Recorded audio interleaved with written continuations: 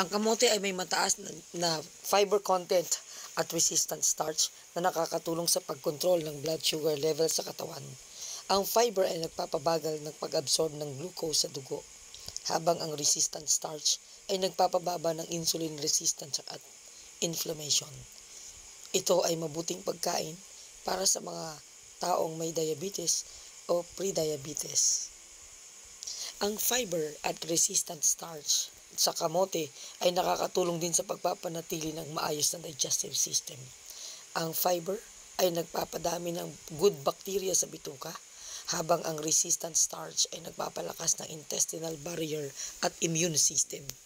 Ang kamote ay maaaring makatulong sa pag-iwas o paggamot sa mga sakit tulad ng constipation, irritable bowel syndrome, at inflammation bowel disease. Ito ay mayaman sa vitamin A at C na mahalagang antioxidants para sa immune system.